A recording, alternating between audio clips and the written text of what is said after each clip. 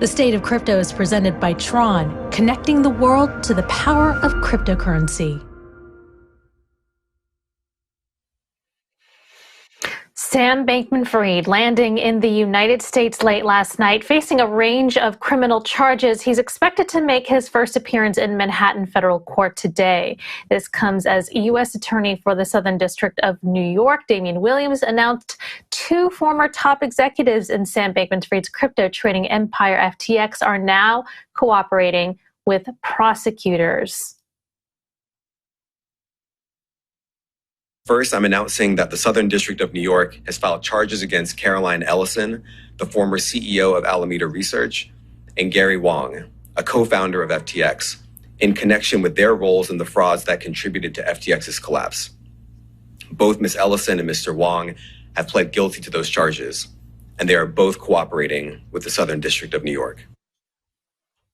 All right, let's bring in CoinDesk Deputy Managing Editor for Global Policy and Regulation, Jesse Hamilton, for more. Jesse, welcome to the show. What is the current situation for Sam Bankman-Fried right now? Yeah, so good morning. The saga of Sam Bankman-Fried has finally landed literally on U.S. shores. SBF was surrendered for extradition yesterday by the foreign minister of the Bahamas, and he arrived, as he said, in the U.S. last night under FBI custody. Little more than a week after he was arrested on the island. All this is obviously happening at what I'd say is an unusually brisk pace, from investigation to charges to bringing SBF to New York.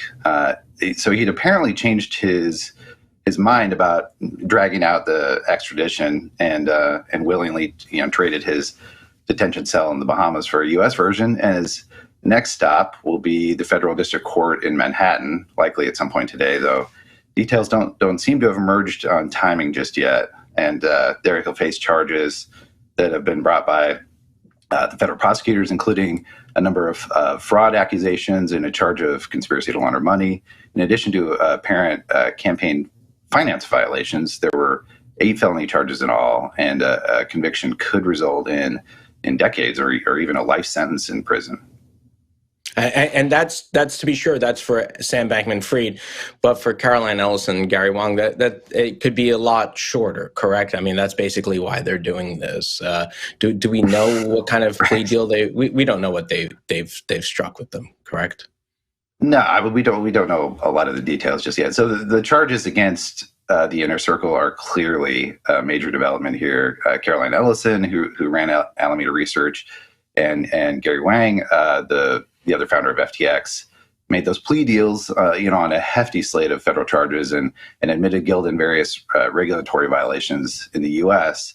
And so they're said to be cooperating with authorities. So obviously, questions arise about how much they're aiding the cases against Bankman-Fried, which is what such a deal would likely mean. So you get a better arrangement if you roll over on Bankman-Fried. The defendants have been accused of basically all of them secretly moving customer money into Alameda and hiding its true financial condition.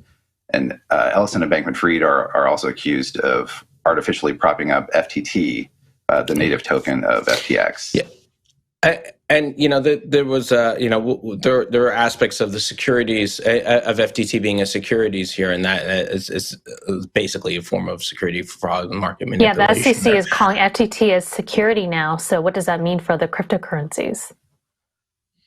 Well, that's a very interesting side note here. So the SEC is calling FTT a security in their documents, and that label is obviously highly meaningful, because the industry has basically been waiting for a definition for what makes a crypto security. And the SEC has been slowly using the label sort of token by token. In this case, it's an exchange token, which can imply that other exchange tokens would be treated similarly. Obviously, the view of SEC Chair Gary Gensler is that most crypto exchanges are operating without registering and are trading unregistered securities, which is illegal under U.S. securities law. So this, could be more fuel for the SEC fire. In all fairness, a lemonade stand also counts as a securities selling, according to Gary Gensler. But the other thing that's interesting, of course, is that Sam Bankman-Fried threw Caroline Ellison under the bus during his media tour. So this and possibly Caroline's been could be stealth, revenge. She was spotted in a New York City coffee shop. Everyone speculated, perhaps she was cooperating with the DOJ, and perhaps she was striking a deal. It looks like they may have been right. Yeah. All right. Jesse, thank you so much for joining us. That was Jesse Hamilton, Deputy Managing Editor for Global Policy and Regulation.